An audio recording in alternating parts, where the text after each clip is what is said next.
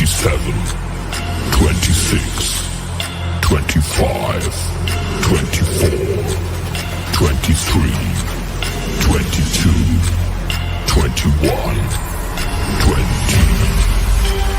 19, 18, 17, 16, 15, 14, 13, 12, 11, 10, 9, 8, 7, 6, 5, 4, 3, 2, 1, 0. What do you got to eat? Here, guys. Ooh. What's this say? I don't know. What's that say? I know, but I'm not gonna tell. I think it says it's good. Conjecture Hoops contains all the presumptions, assumptions, and off-the-wall postulations a growing kid needs. Conjecture Hoops, a big bowl of bullshit.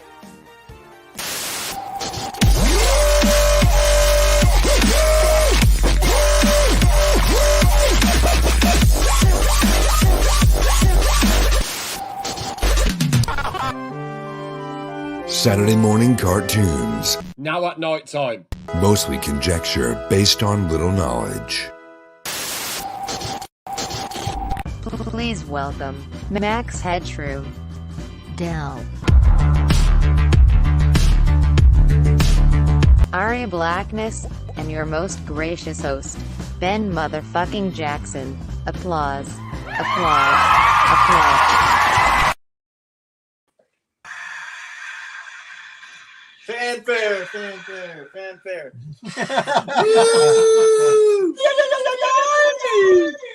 What's up, boys and bitches? What up? Echo! Can you hear that? Well, I'm calling you. I have you hooked up to my Bluetooth speaker. Why is there an echo? There wasn't a second one. Is that better? Hello, hello. Still a bit. A little bit, but it's okay. How about now? No, it's not okay. Can you hear me now? Hello. Still. Okay. Whatever. I was trying to hook you up to my speaker so I could hear you a little bit better, but yeah, it comes back around though, doesn't it? fine. Comes around. I'll just deal with poor quality, but what I don't have to deal with is poor water because I have liquid death. I'm trying. Look at really me. hard. I'm trying really hard to get a sponsorship by them because it's expensive, but it's really Make it good. big, man. What is liquid death? Is it a caffeine drink? Liquid death is water. That's all it is. But it comes in a bunch of different good flavors. It's carbonated, and this is the bury it alive variant. Mixed berries. Bury it alive. This is what Satanists like all the names have like you're not a real fun little puns, and it's all like kind of like metal, you know. You're not a real Satanist unless you drink. You're not White. You're not fucking a real White Claw for fucking- Satanists. That's what it is. This thing about liquid death being water, is this the hypothesis that all living things that drink water eventually die? So, stop drinking water. That's true. No, I don't think so. I really don't. I really don't think so, Rob. That would be a pretty poor marketing campaign for a water company. Yeah. Okay, I have a. Hey, are you mortal? Are you destined to die one day? But not today, death. he says, hopefully. I got a license to deal time too. beings. That looks good. What is that? It's beer. That's It's beer. yeah. And I met the guy who brews it. Well, that's Oh, I got a board. You made me a board. Was that Rob's first joke of the show? It has begun.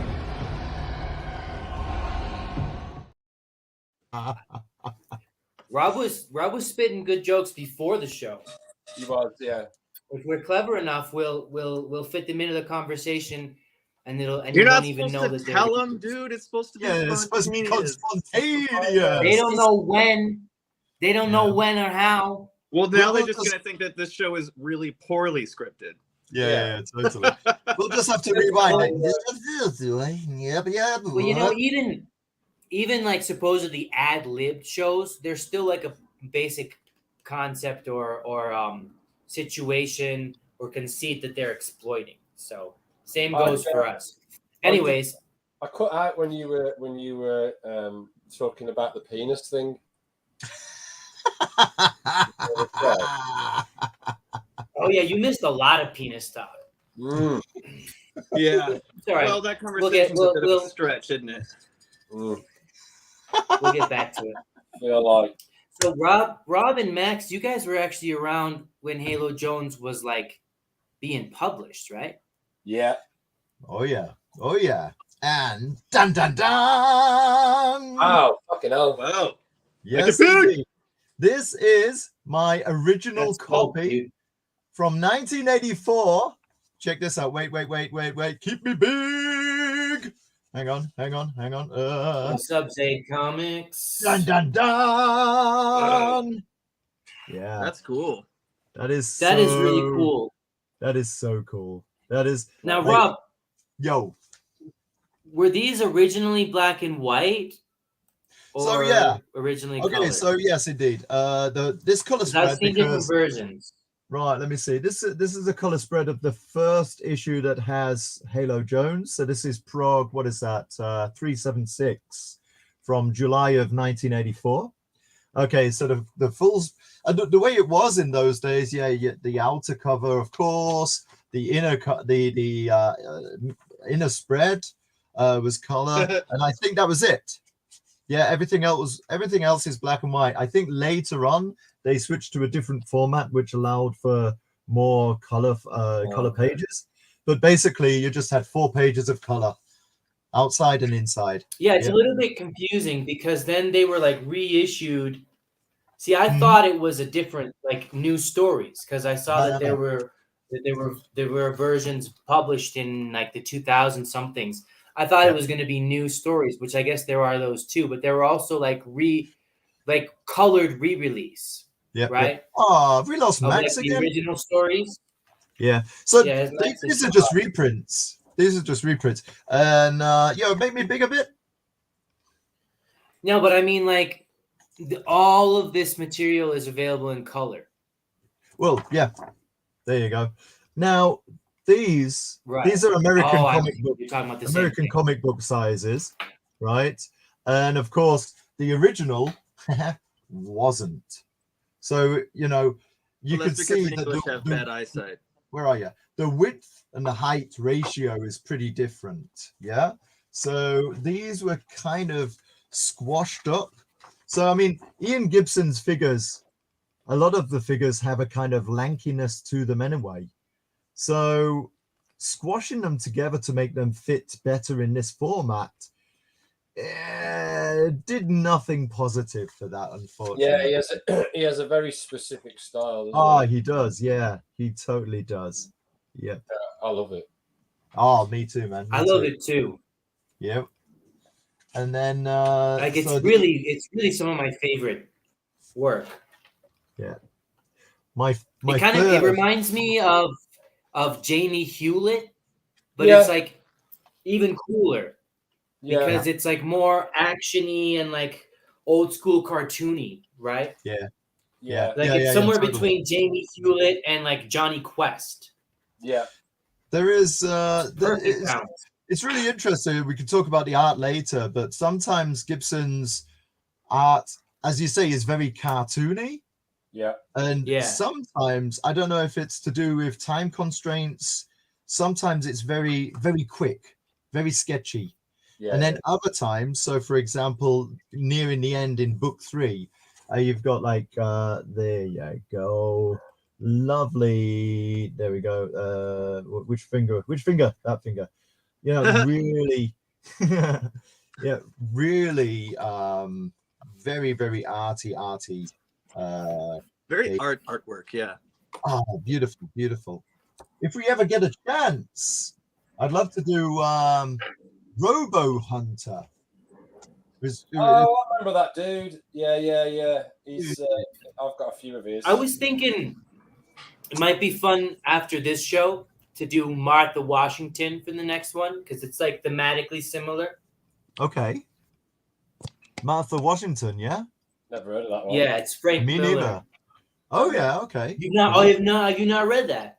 No. Oh, I super recommend it. Frank Miller is someone that you should try and read everything by him if you Okay. can. Cool. Yeah, Like, Frank Miller is pretty goddamn important. Like, and I rate him very highly. Yeah, I like Frank Miller a lot. I've got Frank Miller is kind of like a cool band where like the deep cuts are like way a lot better.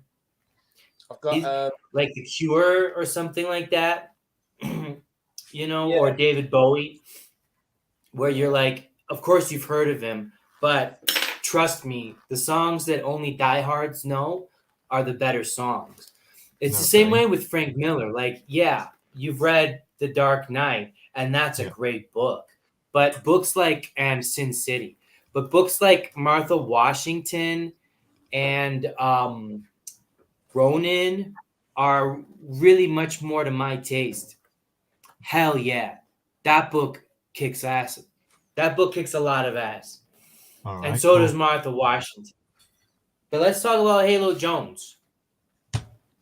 Yeah, for sure. So y'all were around when it was actually just first coming out, right?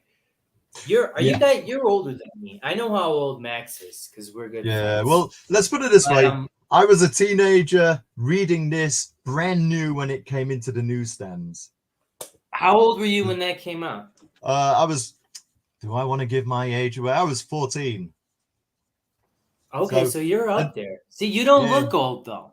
No, well, You don't actually look old. Well, you know, I have my I mean, the only thing moments. that kind of seems you can kind of see it in like you got like the Reed you mean Richards this? thing going on there with the gray Yeah. hair. Yeah, you know, hey, this is why Max doesn't have hair, right? Would your hair all it's be not my gray if you hadn't? Yeah. I don't know. So Maybe. I've heard it But- described as being like, what was it? Reed Richards. Richards. You know, that kind of style. You know, but like, you know, it's not the only, what do you call it? Similarity I have with Reed Richards. I mean, there is one part of my anatomy that stretches like Reed Richards. Is it your cock? It's my Pinky fantastic foreskin. Is it your massive cock? All right. Foreskin, fantastic foreskin. That's good. Come on. You see, I was going to try and get a sponsorship deal on the beer, but after that joke, I don't think I'll bother. Right. Yeah, but you met the guy. You have an in, you know. Yeah, I what if do, he likes I do. What if he likes fantastic foreskin? Listen, Oh my you could get god! him if he likes the Fantastic Four. You could get him if he's gay. There's a lot of possibilities. Yeah. I'm convinced that running right is it's basically the template for Samurai Jack. It's pretty much the same. Of course. story. Yeah, Fucking phenomenal show, by the way. without question. Yeah. So when did It's like a more Samurai Jack cyberpunk- come out? You've never seen Samurai Jack? Speculative fiction. I've heard of it. I've never seen it. This is why I'm asking when it came out, because it was probably after my time. You know. I Oh, think yeah. late kind of- 90s. yeah. 2000, Late 2001, 90s. 2002. Yeah. It's very good. Yeah, it was Maybe it was a Cartoon Network show, Sure. 2000. Yeah. and this samurai Jack is fighting Get his outta here. arch nemesis Aku, who is basically like a demon lord, and Okay. in an act of desperation, when Samurai Jack is just about to deal the final blow to Aku, he sends him into the future through like a time warp, Okay. and then it's a future that Aku rules because he was unopposed. Which is the same story as running. It's the same Is it story. really? Ronin is a samurai who gets transported to the future. Yeah. Dude, that really sounds dubiously similar. Yeah, no?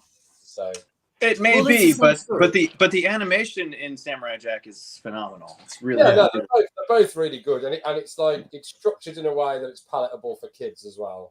Yeah. Right. I feel like I think watching it as like a young man, I remember thinking, "Fucking hell, this is actually really good." Even though it's like, it is good, yeah. yeah. And to be fair, it was the premise that they stole, right? It's not like the same plot points or the same characters. It's not. Okay. But a Yeah. samurai being transported into the future, into like a cyberpunk robot future, yeah. Both of them. Huh. Those are two stories about that premise, which is a really good idea for a story.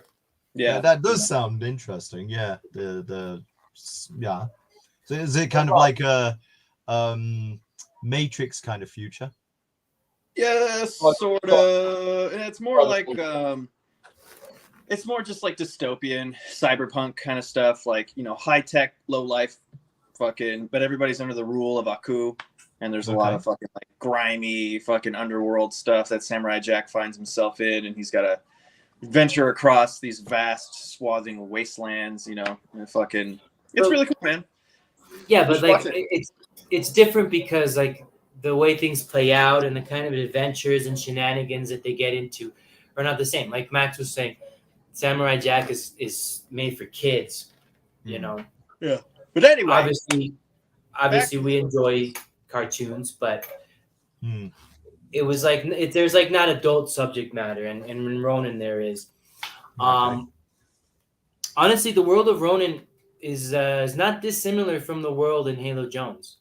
It's like a believably imaginable near future, you know. Yeah. I think actually the whole premise of the world, or at least the hoop.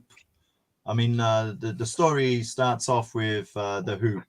I don't know if you want to do this right now, but I've prepared a bit of a slideshow thing. It's up to you. Do it.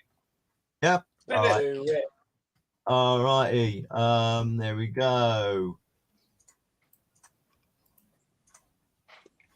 wow, Anytime now. incredible. I'm blown away. Thank you, Rob. There you go. Righty. So, where did she go? Oh, hang on a sec. I can even. Yeah, there you go. Yeah. Oh, right from issue 1. Where did she go? Out. What did she do? Everything. Yeah. So she starts out, and I think, I don't know about Max, but definitely for me in the 70s, 70s, 80s, growing up in the north of England, I think this is where this was definitely the target audience, because there's high unemployment in the hoop. Yeah. It's all very dystopia. There's a lot of stuff that, you know, kids of that time, and this was written for kids, right? Maybe a little bit older kids by this time. 2000 AD is 7 years old. It's found its feet, of course. But of course, this is for like older kids, maybe teenagers, and the world that they're born into is very much I wouldn't say a dystopian in comparison with some dystopian like post-apocalyptic worlds, but the idea that nobody there has a job, everybody's on social credit. Right. Yeah. A lot of the 2000 AD stories were like forward projections of what they thought Thatcher's Britain was going to be. Yes, absolutely. Absolutely. Yeah, and Halo Jones is no exception to that, really. Absolutely, right. And No, go on. I'll just do a parentheses real quick, riffing off that if you don't mind. See, as a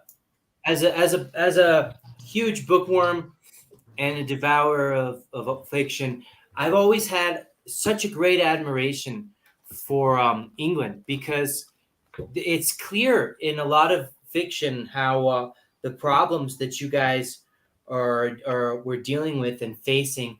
But what's cool about it is that a lot of times it's written into the fiction that's for kids or for teenagers. Like The Lion, the Witch, and the Wardrobe, they're hiding out. They can't be with their family because of World War II fucking bomb threats. That's why they were in the house in the first place. And then if I'm 14 reading this Halo Jones book, and I'm imagining like a fascist dystopian world in the future, especially the later on issues where she's like getting older and like realizing how shitty things are. And it's like you can tell that a kid reading this book would have that anxiety that this might be my life, not Yeah. not in space, but on planet Earth. This could be my life in 10 years. Yep. God, I can't remember who it was who said it, but part of my magister, my master thesis was science fiction. That was my final dissertation, and awesome.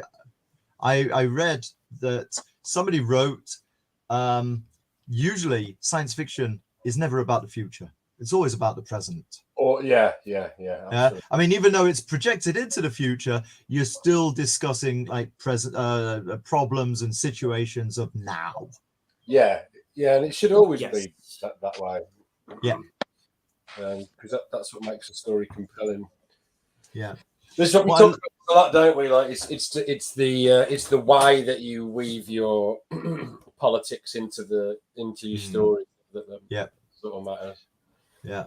Without a singular message, and I don't think Halo Jones necessarily had one. It was like the scene was set against a political sort of vision, and then the stories had less to do with the stories themselves. The narrative had less to do with that political side. It was just like the background. I don't think I would say it's political either. But I think Well, what it is, if because you're I talking don't about, think it's focused on politics. I think it's just focused on like concepts like unemployment, overpopulation, like anxieties about the future. yeah, I think No? 2000 AD specifically, like especially in the 80s, was like a ramp against the conservative side, like of Margaret Thatcher and stuff, and that was probably when it was in its heyday, because it had some points like Thatcher, had a stone heart really. There's like areas of Britain that's still absolutely hate her for how she for sure. But do you know, and I maybe we've spoken about this on a previous show, do you know that really 2000 AD was born because I think it was Action comic was cancelled. Action was cancelled. Like the government kind of stepped in and said, no, this is not working, because there was one issue where a girl was like attacking the police or about to throw a Molotov cocktail at the police, and that was on the front cover, and the tagline was "Kids Rule UK," right? So that got the comic banned, as far as I remember reading. And then what happened was they decided, well, okay, let's dress it up into futuristic garb, and that's what they did. So like people can accept stuff much easier if you kind of dress it up in the future in science fiction, rather than like, okay, this is what the situation is now. Yes. Yeah. There was some brilliant, Right, because people won't agree on what's really happening now. But if you just show them snippets and point of view scenes of a future, then you can fill in for yourself how we got there. Conservatives will blame. Sorry, it's a distancing device, isn't it? Right. Yeah, you're saying, like, you're distancing yourself from the storylines by saying, oh no, it's not real. It's the future. It's so. There was some from what I've done a bit of background reading today in prep for the show, and some of the comments were that for the kids reading 2000 AD in the 80s, they really dropped them in the deep end, not knowing, like not explaining that much about what was going on with the hoop, etc., etc. And I think Moore did a brilliant job of, like, show don't tell. Yeah, it was kind of it's kind of rectified in the second book, which came out like a year or so later. No, let me see. So In what sense? Why did they go into more explanation in the second book? Yeah, because book 2 starts with this guy, and this is, let me see, 46, I think it was, or there you go. Yeah. So 49 is when Halo Jones was alive, and this is, I don't know, 14,000 years later, right? I know Right. it's 14,000 years because that comes up in a minute. And this guy's an academic with a like a university class or a high school class teaching about the legend of Halo Jones. Right. So there's already this setup that Halo Jones becomes somebody. She doesn't just disappear into obscurity. She is actually somebody who becomes something. Yeah. And when you think of it, then she was born in this hoop system of social welfare, etc. That she had. The whole premise of book 1 is she wanted to get away. She wanted to break out, and really that would appeal to a lot of people in the 80s in Thatcher's Britain, right? Yeah. Yeah, absolutely. I think it appeals to a lot of people now, to be fair. Yeah, well, we have taken a step or two backwards, haven't we? Right. Yeah. So I've kind of mixed up some frames here. So this is the hoop. Basically, the hoop is a floating community off the coast of California. Yeah. And if you get unemployed, if you have like very few prospects, that's where you get shipped off to, basically. It was interesting as well, like 2000, because they did this with Judge Dredd and Mega City, that they set a lot of their stories in America, even though it's a British comic. Sorry, I just opened my beer. Right, that's enough of that. Yeah, I just opened my beer and it's a Homer Simpson bottle opener. But yeah, absolutely, yeah. And I think it would appeal to a lot of kids, right? Like having stuff set in the US, like Judge Dredd. And this was also really set in the US, but it's the US of the future, So, I mean, she is kind of like Halo Jones would be seen as American, I guess. But I don't know. I can't remember exactly what the US setup was in the year or would be or will be in the year 49. Yeah, at the beginning of book 2, they do a bit of scene setting, telling everybody what was going on. Whereas in book 1, they really didn't do that. They really went with show but don't tell. No? Even to the point of this idea of the the exit gardens is interesting. The exit gardens, if you find it too much, you could just go to these peaceful gardens, and this is the only place on the hoop where there's like it looks idyllic with green pastures, etc., etc. It's where people go to off themselves. No, and hell yeah, hell yeah. So I love. Okay, so I'm gonna mix stuff up again because I just love these huge scenes. Like this is like practically a full page by Ian Gibson, and these crowd scenes, they're just absolutely beautiful.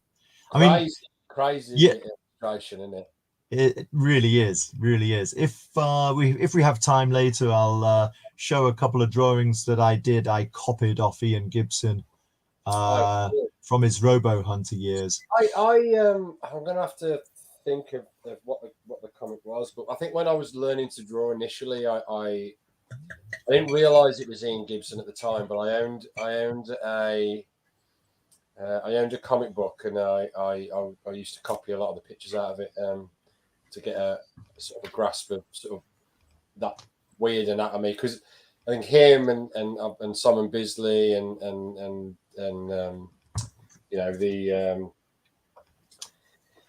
who we were saying earlier, the guy from Gorillas, like they all share like this exaggerated style of anatomy, and I really, really fucking dig it. Totally. Need to figure out what the book was. Okay. Yeah. You could one can see that influence in your art, Max. Yeah. Especially like Bisley of the Big that's Boots, one of the things right? that's really characteristic of your work. Yeah. Like Gibson, I mean, he's just got really kind of like interesting way of drawing faces. I mean, like check these out at the bottom. They're kind of like a bit grotesque. And Halo Jones herself, and I can't remember if I've always thought about this. I always think that Halo Jones looks like Jamie Lee Curtis. Not always, but like very similar. And I'm trying to remember who Sam Slade, Robo Hunter, who that reminded me of. Whether it was Clint Eastwood or not, I'm not sure. I think it was Clint Eastwood, but from his early times as, you know, the big, the bad, and the ugly. It was Bruce Campbell. Bruce Campbell, eh? Yeah. Oh, could be. He's got a bit of an Elvis look going on about him, isn't it? Yeah. So the world building is brilliant right at the beginning. Like day-to-day supplement news splash. I am Swifty Frisco, get this. Hang on a sec. No, it's not what. Where the whole language they use, more uses a whole kind of new language. So instead of people saying hey, it's hoy, stuff like that. They've got like I mean, obviously it's English that you can understand, but there's so much stuff that is obviously new. They've decimalized time in it. Oh, hey you. Hey, oh sorry. Hey. I just crept up in the corner like a ninja. Like Samurai Jack. Yeah, the times are all 575 and 580. Yeah, it's a decimal time, isn't it? Yeah. And I love this idea of the Zenade. Obviously, it's a grenade, but it throws you into this state of like temporary Zen-like bliss, which is excellent. Alrighty. I take it you're a big fan then, Rob. Oh, absolutely. You know, I am so. Well, who've we lost? I am so. The thought that Halo Jones was planned for much longer, you know, 10 books or 9 books, I'm not sure anymore, and that they only got to make 3. It's kind of like I read it was a 9-book. Yeah, intention. I'm sure I heard at some point many years ago it was 10 book, and then today I've read it was 9 books as well. But it gives you this sense of loss, especially if you love a strip so much and you know there's supposed to be more of it, and it never came out. That is big time. so sad. Because I think my favorite Alan Moore things are when he tells a complete story from start to finish. Yeah. You know, V for Vendetta, Watchmen, From Hell. I gravitate to those more than his episodic work, like Swamp Thing.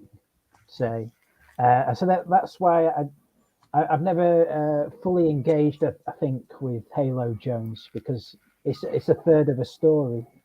Yeah, and I think, but you don't know that you didn't know that when it came out, right? So I didn't know it when I read it. No. But I mean, what do you mean, Ben? But I mean, it feels like an ending. It feels like a conclusion. You know, at the end of book bit. 3, it kind of does. It kind of does. Right after she has that little affair with the Luis Cannibal. Yeah. Well, they're self-contained stories, the chapters. Absolutely. But when I found out the intention was for 9 stories altogether, your mind sort of reels at what was to come I know. and what we were denied. And apparently, there's Yeah. a story that Neil Gaiman tells about Mm. him going to the pub. Have you guys already touched on this? Not No. yet. No. Go No. for it. Yeah. He went to the pub with Alan Moore and plied him with a few drinks and got him to tell him what would have been the whole saga of Halo Jones. And he related to him what his intention was, what the characters were that he was going to bring in, what the stories were going to be.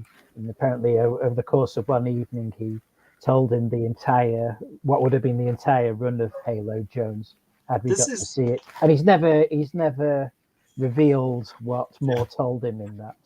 But this one is so session. unfair, right? This is so enormously unfair. Because yeah, there are true, absolute loyal fans, and they would eat that up, and they'll never know. Rob, I love that annoys you because no, just because I like it that you're interested in it that much. Oh God, yeah, man. Well, Yeah, is you it the got to case read that, it from beginning to end. Seriously. That's better than me, Max. I just like to see you suffer, Rob. Moore would definitely do it. He'd definitely write it. But is it a case of 2000 AD owning the character? Well, He doesn't want to work with Rebellion 2000 own it AD now. anymore. But from what I understand from the current state of affairs with Rebellion as opposed to IPC back in the day, I'm sure they would give him more favorable, conditions. Except I'm sure you heard as well that a few years ago Moore came out and said he's done with comics. Yeah. Which is an incredible shame, and it's a loss. It's a real loss. Why do you think? Why do you think he doesn't want to do comics anymore? I don't know. I think possibly. I don't know the background, but he's a miserable old bastard. Yeah, he says it's a dead medium. The comic industry hasn't had an original thought in 40 years. I've had this conversation in the pub a few times, and I watched an interview with Alan Moore, and he says exactly that. He says it's a dead medium, and there hasn't been anything good out for years. And then the interviewer says, "Well, when was the last time you read a comic book?" He said, "Not for 30 years." Yeah,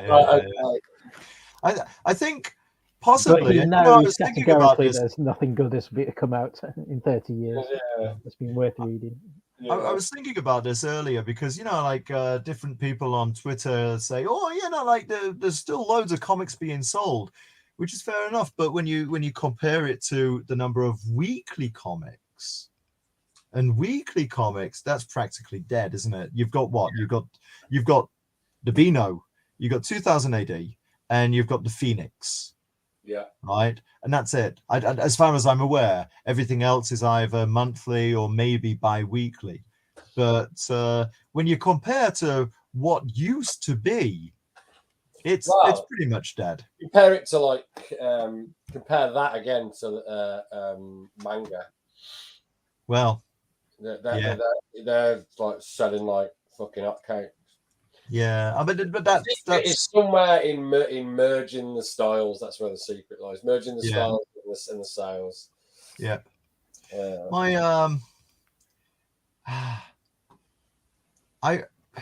I'm originally working class stock. I've mentioned that, and I'm sure I'll mention that plenty more times before the night is out. But I remember when graphic novels started getting popular. Yeah. And I just thought to myself, it's all well and good, but what about the kids? The kids can't afford that. Right. They don't get the pocket money. And if you don't get the kids when they're young, well, you've lost it. So why does it work in countries like Japan? Why do they have like a way more healthy sort of relationship and sales? Because I think in Japan and in Belgium, Belgium, we're not talking about weekly comics either. I don't think, because obviously Belgium, they have the Franco-Belgian bande dessinée, and they come out every once in a while. Like for example, I know there's a new Asterix. Even though Goscinny and Uderzo are dead, they've been bringing out new Asterix books for years, right?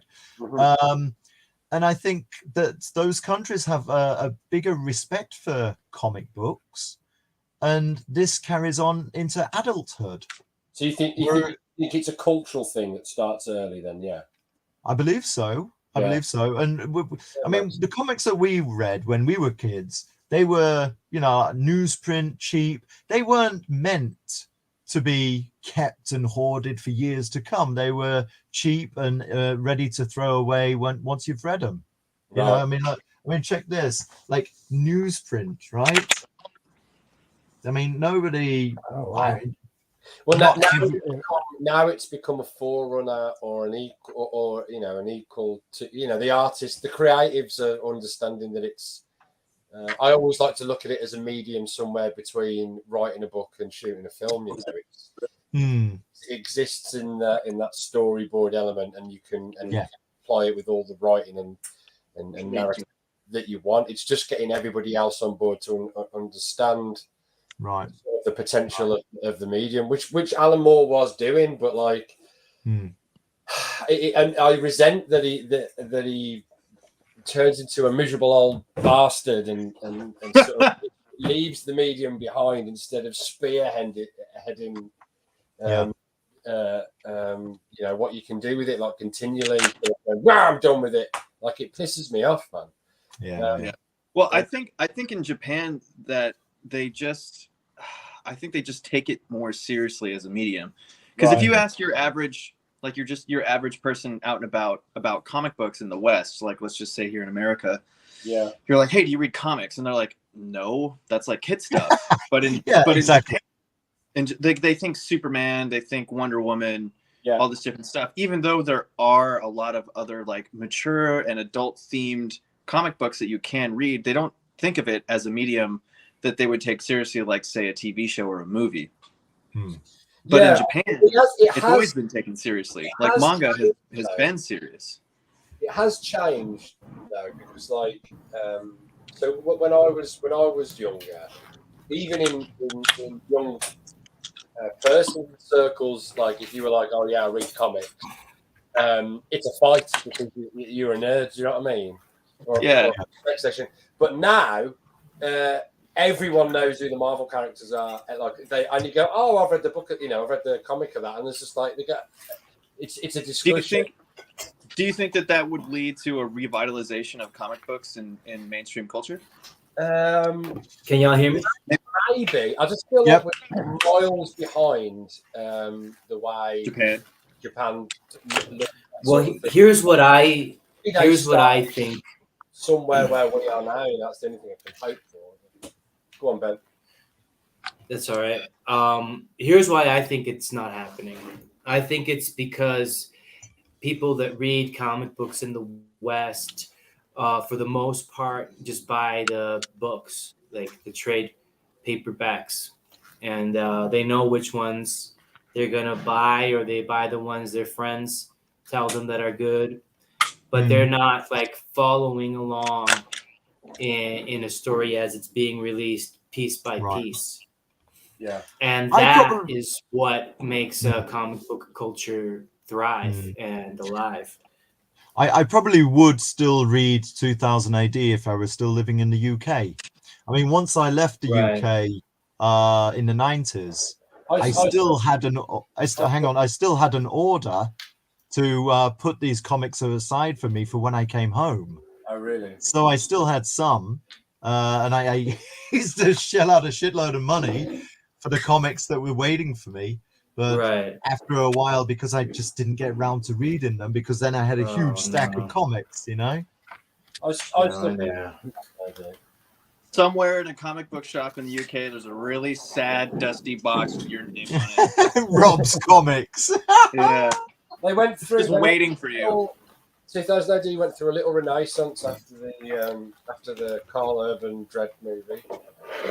Years, and it was looking really good. Now they've sort of back over again, like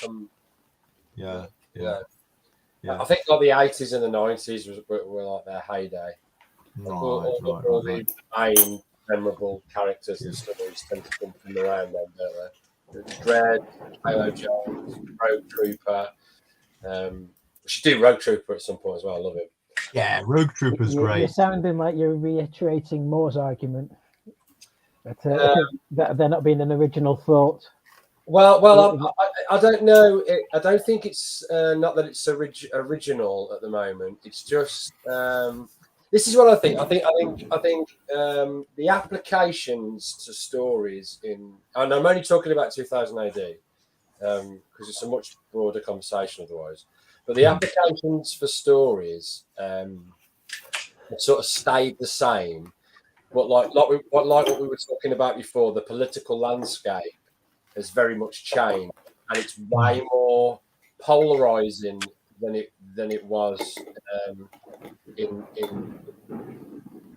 fascism, right? So there's the two sides are way more clear, right? And they get on far less. And I think the problem is that the right somewhat turned their back on art. So now the left have control of it, you know, and or the Tories turned their back on art, and they sort of they defunded it in the UK, and which is still doing. And of course, when you do that, like the opposite side has a less balanced view.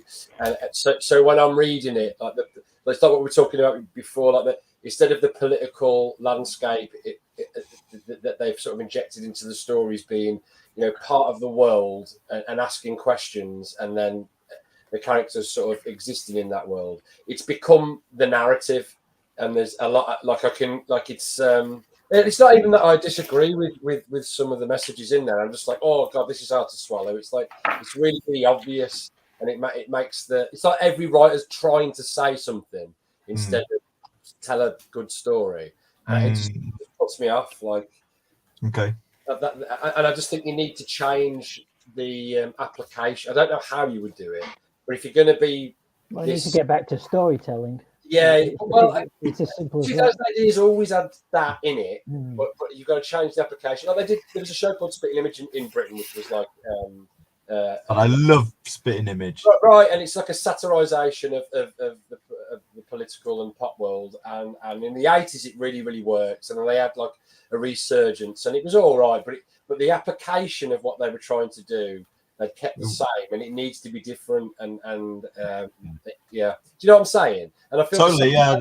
I saw the recent Spitting Image. I was like, yeah, it's not, it was funny in the 80s. Yeah. It doesn't look right. Well, I mean, it looks good. It's not quite, not quite the Spitting Image that you can't approach it in the same way that we did back then. It's got to be approached in a radically different way. Yeah, and they've done it so it just comes off stale. Yeah. To be honest, I think there were a few things that were wrong with the modern Spitting Image. Like some of the puppets looked a bit weird. I mean, like the original puppets looked weird, but they looked good weird. They looked really like newspaper satirical cartoons. Oh yeah. And the modern puppets are kind of like meh. And then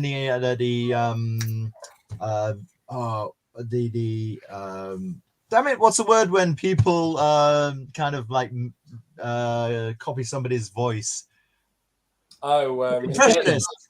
The Impressionists were not of the same caliber from what I've seen. I mean, you wouldn't, if you close your eyes, you wouldn't imagine it say, oh, that's Rishi Sunak, or oh, that's like Theresa May or whoever, Whereas in the 80s, you immediately knew who these people were. You could close your eyes. They had some good people in the cast. They had Steve Coogan, Chris Barry from Rimmer from Red Dwarf.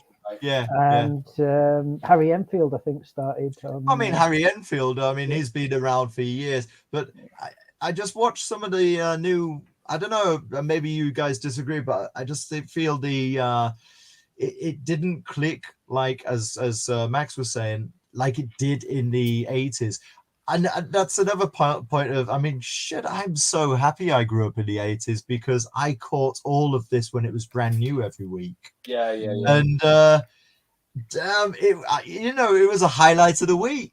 It was a total highlight of the week. Sunday night, wait for Spitting Image. Yeah. They said that back in the 80s and 90s, I think more people knew the faces in the cabinet at that time because of Spitting Image, because absolutely they turned them into these comedy characters, and they were like sitcom characters in your home every week. Whereas absolutely before or since, like, nobody really knows who's in the cabinet. Yeah, absolutely. I was a kid, and all I know about obviously it's not a complete reflection of the truth because it's satire, but all I knew about politics at that time is what I learned from Spitting Image. Yeah, this is an all right guy, that's a bad guy, you know. Yeah. Do you remember when Thatcher was finally ousted, and in Spitting Image they sort of played it as her funeral, and it was like Thatcher lying on a in the coffin with, like, holding a rose, and everybody was sort of walking past paying their respects. And then the Queen turns up and she's crying, and she just goes, like she starts in her face. My favorite scene for Spin Image is when the cabinet's at a restaurant, and Thatcher just orders a load of meat, just meat. And then the waiter says, "And what about the vegetables?" And she says, "Oh, they can order for themselves." They always did a song at the end. Some of those, I think, when me and Max first met, like we remembered, like, Don't do it. The one about Arnie having a really small willy. Yeah, there's one about Arnie thinking about his small cock. Yeah, because of steroids, I guess. Yeah. Probably, yeah. But we remember this like word for word, you know. All right, this is gonna piss off, for example, Chubb, if he ever watches this, but I think I've sung it for him before. But are you ready for this? Go on. Oh God. Well, I've never met a nice South African, and you're not bloody likely to either, man, because they're a bunch of arrogant bastards who smell like baboons. The whole song goes through, like, I've been to this place, I've seen that, I've done that, but I've never met a nice South African. It has begun. That little spirit that comes out his head, I'm gonna get an image of you. I'm gonna get an image of Rob rising. Incredible. Can we keep jokes about my fantastic foreskin to a minimum, please? Yeah, no worries. Absolutely not. Cheers. Not a chance. But so yeah, only good joke. Maybe they were super necessary. Write that one out, man. So yeah, like I think that's why 2008. Like, I pick 2000 AD up occasionally now just to check out the quality, and then once it's back up to quality, I'll probably start getting it on a regular basis. But I just haven't felt the need to for a good while. I did pick up. I picked up one a couple of like last year, I think, and I just thought to myself, like some of the art style has become a little too basic. Like, to kind of like match the art style of, like, I don't know, I'm trying to think of a good example, but like the kind of like shows Fairly Odd Parents. Very, very, very cartoony, basic. And I'm thinking, and I'm like, oh God, if I'm going to pay, and wait for this, if I'm going to pay, because I don't know what it is now, was it £3 something, £4, is it? It's about £4, something, yeah. Yeah, if I'm going to pay £4 for like, I guess it's, what is it, 40 pages? I don't know. Something like that. Yeah, because it used to be 32. I mean, like, shit. It was more expensive. I could not. My parents, right? Even though it was probably only about 2 pence or 4 pence more expensive than, for example, Cheeky or Buster, it was still a bit expensive for my parents in the 70s and the 80s. So I had to wait until I was like doing my own, like earning my own money, like doing a paper round before I could actually buy 2000 AD for myself. Yeah. Yeah. So I'm like £4, and I know there are printing costs. I know people have to be paid. I understand all that, but £4 for 40 pages, and I know £4 doesn't get you what £4 used to pay you. Judge Dredd magazine is $5.99. I know, what the fuck? How many pages is that? I think this is just under 40. I mean, that's prohibitively expensive. And it's not all comic either, because there's like loads of like Q&As in there and stuff, and you know what I mean? See, I hate that. A comic should be a comic. Oh yeah, it's an example of what you're talking about in that sort of art style. This is probably more on the make it big. This is probably more on the more detailed end of what you're talking about, because there's well, isn't it just Photoshop versus hand drawn? I mean, like, fuck. If I'm gonna, almost all of them are Photoshop now. When I like that. Well, yeah. Like that real. Yeah, you miss that hand drawn quality. It's... Yeah. When I did the hand-ins for 2000 AD, everyone's was digital except for mine, and mine was like a. They were going on about it at the time because when they post the artwork up in that theatre, and it was like a novelty because I'd painted it in ink, but no one was really doing it. There's one other guy that did do it, who's got a job there, and I've been working with him for a bit. But he was like, I forget the guy's name now, but he would like make the imagery on like this 3D software called Poser. So you make the environment, and like all the things in the environment are already in the software. You just got to place them. You place the people, and then he like prints it out, I think he prints it out and then traces over the top of it. And that's bullshit. Yeah. Like, I'm all for using the tools to make the job a little bit easier, but that's bullshit. Yeah. That's bullshit. It's definitely And I saw, because it looks dead intricate at the time. When I first saw it, I was like, fucking hell, like his anatomy is absolutely spot on. Like, it's not exaggerated like mine, but it just looks like. I remember thinking like it was beautiful, but it looks a bit stiff. And then I found out why. Is because he's traced an already built 3D image against the background. That's why everything's perfect, you know. That's one step away from using AI. Yeah, it is. Yeah, I felt that. Yeah, I had the same rant. At the time about whether it constitutes as art. It does constitute as art, but fuck you, you're still not a proper comic artist. Yeah, you're a tracer. I'm that guy out of. The thing is, kids these days, they I don't know. It's kind of like I think another thing about kids and comics. Okay, so what have we got? It's freaking expensive. Yeah. Right. The art is not as spectacular as it was when. I mean, shit.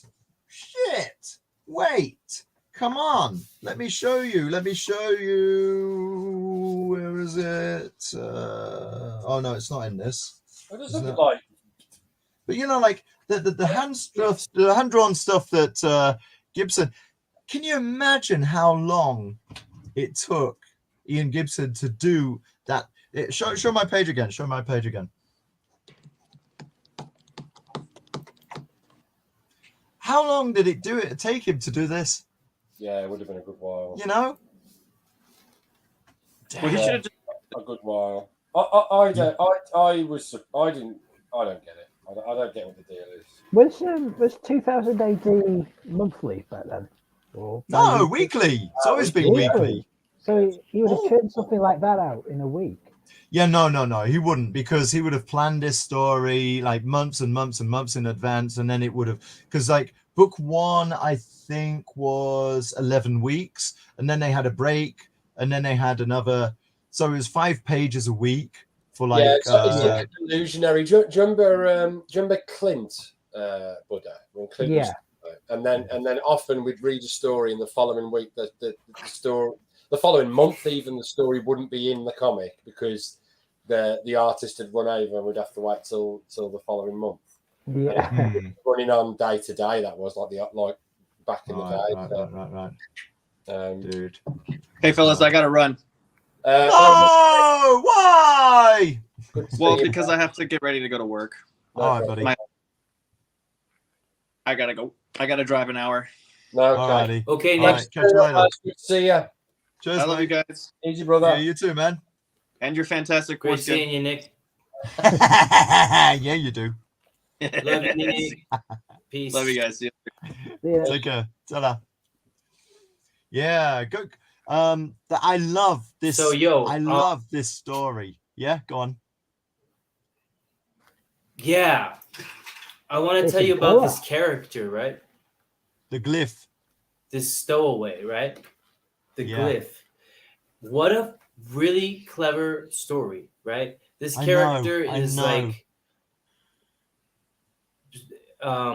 what's characteristic about them is that they are forgettable and like not noticeable. Yeah. And so they keep mentioning that over and over. Like people forget them immediately or like don't see them amidst all this stuff. And then Are you using which page the correct pronoun there? This them, because we don't know if it's male or yeah. female. Yeah. Yeah, well, I thought so. They mention actually. Yeah. They mentioned that Alan they Moore had invented their woke. gender changed.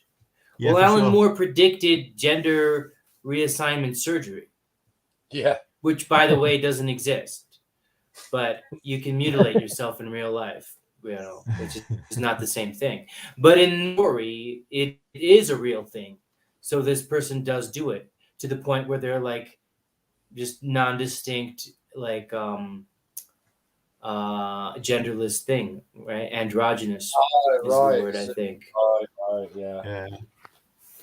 But don't you? They, Okay, they, so they can and, actually change their DNA to be. And where does it mention? Where's the part where they like forget about her?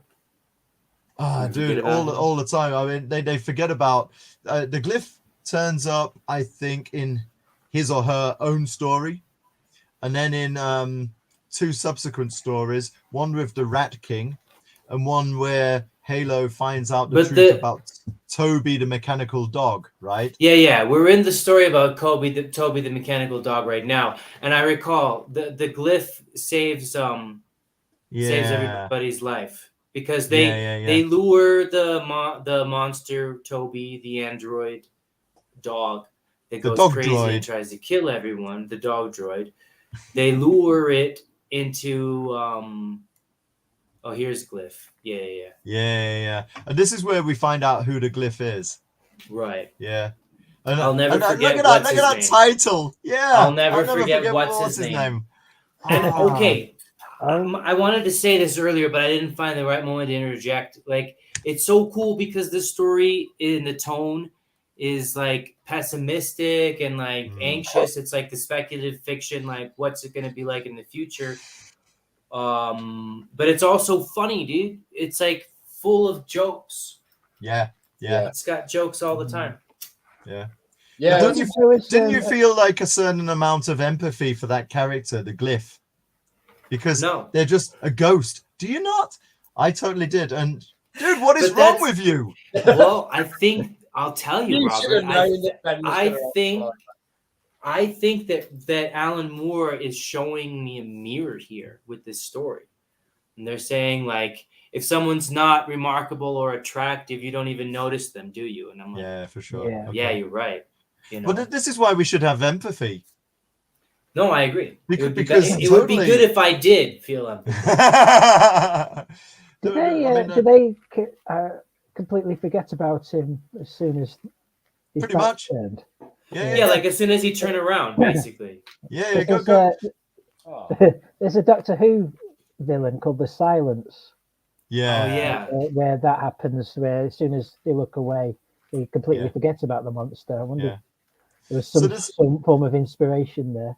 It could be, man, because it's the same. It's the same idea. It's the same conceit, Well, basically. the silence is malevolent, and this guy is kind of benevolent. Yes.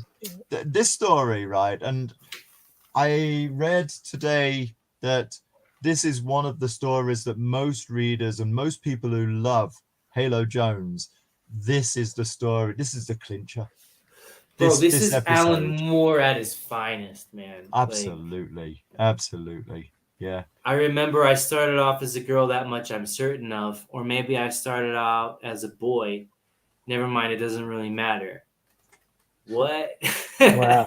I mean, yeah, that could have been written today. Today, exactly. But if it was written today, you'd think he had some sort of political agenda. Right. Yeah. And that's the rather funny than thing. foresight. Because this was like predicting it, he's not really commenting on it. He doesn't really feel one way or the other about it because it's a phenomena that doesn't exist. Yeah. All he's doing is, crazy as Buddha said, predicting. Yeah. Yeah. Go towards the end of this episode then, because I mean, there are advantages of being a glyph, of being easily ignorable. That I've never seen the color version before. And you just see the black and white one, yeah. Yeah. My version's entirely black and white. have you? Let's have a look at your color. It looks like we've got the same one. No, that's, okay. You got the later reprint, yeah? Yes, yeah. This is from I don't know when this was printed. 2005, I think. Oh, okay. This one is 2010. So you've got I've got the newer one. You've got the older one. The newer one has color in it. Well, I don't know. That was a complete guess, actually. I couldn't find a date anywhere. Oh, right. Okay. Yeah. I'm going to drop out for a second. I really need to go whiz. Whiz. I'll be back. Well, should I tell the story of the glyph without you? Yes, because Rob will know it off by heart. Contagia completa. I only did a speed read through this week. So yeah, so this kid here, they like literally forget that she's there. Wicked. Like they're in the middle of a conversation with her, like she's telling the story, and like when she begins the story, they're listening to her, and then she tells the story basically for our benefit of who she is and everything, and then she turns around and they're fucking not listening. Well, what are they? Are they? What are they? Are they like some kind of? They're not human. Yeah, no, it's a human. It's Oh, just an especially unremarkable human. So you just forget about her, like, so you don't give a shit. There's no reason for this to happen. There's no reason for it. Yeah, no cosmic reason. It's just exactly. It just happens. They're just boring. Right. It's done as a joke more than anything. Yeah. Exactly. It's a joke, but it's very, very clever, and it sets up this perfect like bump set spike to have all the plot points happen at just the right times. To then you have like the introduction of this monster enemy, and the glyph is primed in position to take care of it, to eliminate it. Right. Mm. It doesn't happen all at once, is why. That's why I'm jumping through different aspects of the story. For sure. They become the hero. But like that's why. But they do everything they can. They make him the hero at the end, right? Or it, or whatever, or she. And like here, it's picking up the mouse because it doesn't notice her, right? The mouse is just like whatever. They're that boring. So like, animals don't notice them. So like exactly, the animals don't even notice him. So it's like they really exploit this superpower or this phenomena or whatever in every way possible. You know, like Alan Moore thinks of like 4 or 5 different things to have happen as a result. It's very really well. It's incredibly well done. Yeah. Right. So here's the dog's gone mad. Goes after Halo. I did it for love.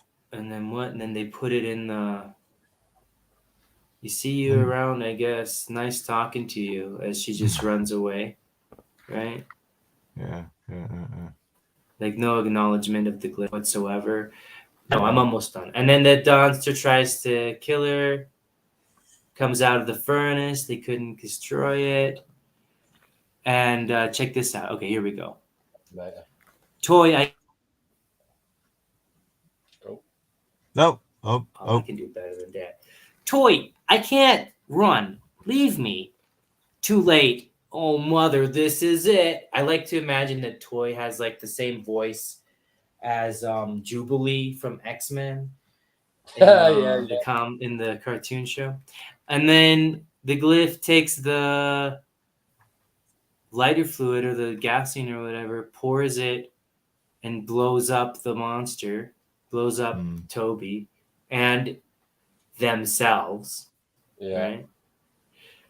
And then thus saving Halo Jones' life. And she says, Toy, what happened? Are we dead? Yo, and Toy says, no, nobody died today. What? And then you see the hand in the foreground. God. Yeah. That is, which they don't notice. Yeah, that's so hard. That's so. Why are you laughing, Max? That's a tragedy. It isn't, but it is. It's a tragedy, right? My reaction was to laugh too. Really? God, my reaction, deadass, was to laugh. I'm just more emotional, maybe, but yeah, I just. Were you not laughing, Rob? Oh my god. No, I just thought, ouch, because every one of us knows, like 100 of those guys, people that just get ignored, right? Not me. You don't know anyone who just you just ignore them. Can't remember any of them cunts. I wouldn't notice. You wouldn't know, would you? Because you ignore them. Yeah. He said, I can't remember any of them. Right. Tell you what. Okay. Show mine again, because there's more to this story. Cool. Right. Coming through. Because I also wanted. Color version. It looks really good. Yeah, the color does look quite nice. Yeah. So I was going to touch on that as well. Yeah. But I didn't want to give away the big reveal at the end. But check out, and this is in the next issue. Like. Oh, the. Yeah. So and then there's like, That's a nice. And then Jones is like, "Hey, is there something missing from this cabin? It's like we've got more room." Oh, I was thinking that the other day. It's like there used to be a piece, some piece of furniture or something that we've never noticed, and now it's gone. Yeah, I wonder what it was. I don't know. Fuck. I guess is this the chapter after the glyph died? This is after the glyph sacrifices him or herself. Oh, and you know what? I remember reading this. Yeah. By the way, and wondering what the fuck they were talking about. No, seriously, and that's what they were talking about. Not making the connection. And then check out the pad. Check out the pad. There's the glyph. Yeah. I mean, nice. That is, ouch. Yeah, they drew the glyph. This individual gave their life to save Jones and Toy, and yet they don't even get acknowledged, which is that's hard. That is hard. That's hard, dude. Like a completely useless and boring piece of furniture is missing. Probably a piece of furniture that I really hate. Dead ass, dude.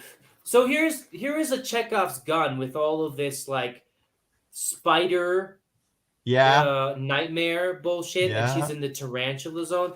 And like I guess that the payoff for that was the war that she joins. Yeah, on the planet Tarantula, yeah. But I wanted a Shelob kind of a spider monster. Axel. Okay, well, no, I mean... There was none. I mean, but having said that, Luis Cannibal had that monster kind of... And she didn't know that he was a war criminal. Right. But he was a war criminal that she became, a lover of. As one does. As one does. You meet a war criminal. Yeah. You sleep with them. So we've now okay. So she became a waitress on the Pandidori, that liner. So she managed to get off Earth, and she went to. In fact, okay. So very quickly, she went to Charlemagne, and that's where she and Toy, because there was only one place on this ship for her, or for either her or for Toy. So she made this bet with, not a bet, but she made this arrangement with Rhodys, her friend, and she said, "Look, we'll meet one day from today on Charlemagne, on the planet Charlemagne." So so there she is at this bar on Charlemagne, and Rhodys is like, "I'm not actually on a ship. I'm calling from the Hoop." She didn't even make it off the planet. And you could tell me all about it. Yeah, when that you was come a back. big time. Yeah. And then so Halo Jones, she's thinking, she's so looking forward to seeing her best friend from the Hoop, and her friend, and the character from the beginning stories, by the way. So as the reader, you're attached to the character. You don't want to see her exit the book. No. But you could see, check out Gibson's rendering of her face. She is not a happy bunny. And you know what? It's sometimes like that in life, where there were times in our lives when we get ahead, and yet our friends seem to want to pull us back down to where they are. Oh, that's a deep conversation. 100%. Yeah, and that's exactly what's 100%. Going on, And then Rhodys doesn't even make the effort to get off the planet. Even though they'd agreed that. A natural reaction to anyone's success. I'm not going back to the Hoop. Is both being happy for your friend and being jealous. For sure. For sure. It's up to you as an adult to decide which one you're going to go with. Yeah. You've got two wolves inside of you. One that is happy when you're You got two wolves inside of you. Ouch. And to understand that the mean one is part of you. Yeah, it's a hard. It's logical terms, the shadow self, right? Yeah. Oh my God, Carl Jung in the house. Yeah, that's it, Carl Jung. So after getting off the planet, making it to Charlemagne, she actually spirals. She's lost a friend because a friend has just abandoned her. So she spirals. She becomes an alcoholic. She wastes all the time, and then what saves her? I really like this picture. Go on, Em. Yeah. Now she's older. Go back. That is what? No, the other one. Because that for me is totally Jamie Lee Curtis. Oh yeah, this is cool, dude. Yeah. Oh hell yeah. Yeah. I think she's hotter though. I think she's somewhere between. She actually looks like my grandmother. I got good genes. Okay, everybody, thanks for joining us this week. We'll catch you again. So then, we're gonna have a very serious conversation. Never say that on a first date. I know. So then, Halo. So hot. You look like my grandmother. Parece mi so abuelita. Halo is here.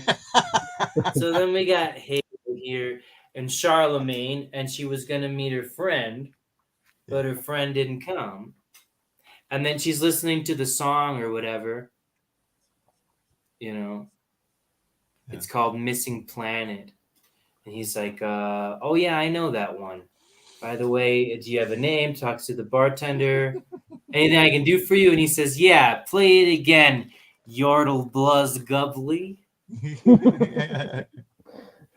And then that's it. Rolls off the tongue, doesn't it? Yeah. Yordle, and then after our little scene with Yordle Buzz Gubbly, we don't see Halo again until she's 30, right? And an alcoholic. So many years pass. That he come in this terminology. It is played as a joke, slightly. It's not. Of course. Yeah. I mean, what was that? Yordle plus Gubbly. Yeah, the guy's name is Yordle Buzz Gubbly. But you know the quote. the misquote actually from Casablanca. Sorry, a pastiche of what? Casablanca. Of science fiction names and terminology. Oh right, okay. Right. Oh yeah, it's Casablanca. Yeah. Yeah, the but misquote, because they never actually say "play it again, Sam," but people say that they do. Oh, is it a Mandela effect? Yeah. Well, I mean, in the film they say "play our song, Sam." I mean, Bogart says "play our song, Sam." Yeah, he Play said, our play song, it, Sam, played like you played it for her that night. Yeah, something like that. Yeah. I got a tangent here because I was I was at a pub quiz in Grimsby years ago, right? And this guy comes out with a question: in what 1946 film does Humphrey Bogart? And I just shouted out Casablanca. Casablanca. But freaking hell, Humphrey Bogart! My God. That's the Grimsby version of Humphrey Bogart. I guess. Humphrey Bogart. Yeah. I mean, and so here we have. Let's just rest on the color version of that. Gibson does the female form. I mean, this is for teenage kids, right? This is for teenage kids. And this is like some serious, alternative to like a home shopping catalog. Right. Well, yeah, teenage kids like that. More for hell. Specifically teenage boys, right? Well, exactly. Yeah. This is why I put in my tweet today. I can't remember. I think it was a documentary I saw on YouTube that they weren't sure that Jones or Halo Jones was going to be, something that the boys would like because it was a predominantly male readership, right? And I'm like, shit, have you not met teenage boys? Yeah, of course they're gonna love this. Yeah, it's like boys like stories about girls doing stuff that boys do. Correct. Like Sailor Moon characters do. Like Sailor Moon is more popular with boys than with girls. I've never seen that. You never saw that? No. No, we didn't really have it in the UK. But, it was big. I know in the of its reputation. It's I mean, it's a major cult thing in the US. Yeah, we had a different version. We had Button Moon. Then Ben's gonna be like, "What the hell's Button Moon?" I don't know what that is. There's a Doctor Who connection with Button Moon. Do you know? It was a series for very small children, Ben, with really cheap puppets. Yeah. With a moon literally made of a button. Yeah. Peter Davison, the fifth Doctor, wrote the theme tune. What? Okay. Peter Davison wrote the theme tune? Yeah, him and his wife wrote the theme tune. Get out. Did they write the theme tune, sing the theme tune? They might have sung the theme tune as well. Wow. I like bizarre. I really enjoy this job. Yeah. Button Moon, got it. Yeah. Yeah. This is all engineered. This is all written to garner a response, a feeling, and sure, why not? And I think this is why this story is so freaking great. It's a great story, dude. And this is another highlight for me. It's easy to overlook this, but I really like it when she has this job cutting down these trees, which have evolved to survive by mimicking the human face. Oh, right. They learned how to form their bark into a recognizable parody of a human face. Secondly, by channeling wind down their hollow upper branches and over crude vegetable vocal cords, they shrieked like children as they were cut down. Jesus Christ, that's horrendous. Yeah, it is, isn't it? Yeah. Psychologically, they worked. Even hardened ones could stand that terrible, depressing atmosphere for more than a month. Halo Jones quit after 3 days. Yeah. Plug your computer in, buddy. Yeah, I'm gonna do that. Screaming trees. So when you read, did you read Halo Jones on its original run, Rob? Me, I did. So did it? Yeah, Rob had stand out a to you Fantastic from Four the- penis. We've been over this.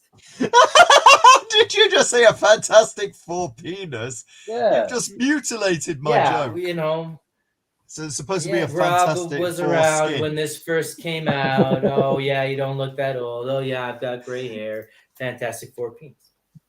Fantastic Four penis would be made out of rock, presumably. Or stretch really long. Because Rob looks like Reed Richards, is what I'm saying. Or is it just invisible? No, it stretches like Reed Richards, but it's Rob not looks like Reed Richards with a Reed Richard elastic penis. Has it got two? Have you got like the white hair up the side? Oh, yeah. Indeed. Ask him the question about the comic again, Buddha. Yeah, did it stand out for you from the rest of the stories? Halo Jones, absolutely. It's been absolutely. as what? It's been more mature in its themes and the writing quality. Yeah, I guess. I'll have to, because I've got the full run of around this. I mean, I must have started getting 2000 AD about 1982 until about 1990 something, right? Wow. So I will have to read from, to see what other strips were going on. You had generic Judge Dredd, you had Strontium Dog. Brilliant. Oh, there you go, Max. Yeah, I fucking love Rogue Trooper. I think he's my favorite character ever. Yeah. So wasn't there supposed to be a Road Trooper movie? Yeah, they've been going on about that forever. I do have the Rogue Trooper Wii game. Have you got the Rogue Trooper Wii game? Is that like the third person shooter? Yeah. Yeah, I've seen that. Yeah. Quite good, isn't it? It's pretty hard. I've never advanced on it very much. For a non-AAA title, I only had a quick crack on it, but I remember thinking it was pretty good. Yeah, Rogue Trooper. Yay. This one is en español. Oh, sí. Estupendo. He's fucking cool, man. Yeah, ¿por qué? ¿Qué dice? Que se llama Rogue Trooper. Rogue Trooper. And look at these cool, ahora, directamente desde USA. Y en castellano. Wow. You could get 2018. Oh, Where's Dredd? Where's Dredd? Where's Dredd? But yeah, Rogue Trooper. Like Where's Wally? Rogue Trooper is dope. Rogue Trooper is cool. Yeah. So then, Halo Jones joins the military, right? Yeah. Is that what happens, Robert? And then she goes to war with the giant spider aliens, right? No. no aliens. That's just a dream sequence. Yeah. There's no spiders. Show my screen again. I love this bit. Oh, the spiders. Well, I mean, that's just really just like, she's dreaming, and that's just a foreboding that something terrible is going to happen. But I remember it getting quite dark in the final chapter. Oh, for sure. All the military stuff. Isn't she sentenced to be in the military for years and years and years? Well, she tried to get out. She bought herself out, but she couldn't find anything to do. She re-enlisted, She re-enlisted, yeah. That was bad. That was hardcore. That shit. Re-enlisting, dude. I mean, yeah, but then again, this happened to a buddy of mine. He was in the Marines. Okay, so so he was in the regulars. He was in the Royal Anglians. Did time in the Falkland Islands, in Northern Ireland, and then went back to the UK and decided he'd leave the army, and he did. but he just couldn't readjust to civilian life, so he re-enlisted in the Marines at the ripe old age of 32. Wow. Yeah, for sure. And he's been in the Marines ever since. Not that. Yeah, for sure. Right. And like they tell her when she. Oh yeah, here's precisely the panel I was looking for. I told the woman behind the release desk that I was through. Yep. Through? Girlie, you're not through. You're just on leave. It might be 6 days or 6 weeks or 6 months, but it's leave. And that's all it is. Yeah. Like, yo. Yeah. And then she comes back. Stop. Check out this tiger guy on the rickshaw. Yeah, who's that tiny guy in the rickshaw? Oh, no, hang on a sec. Halo Jones is to the left. You know, she's on foot.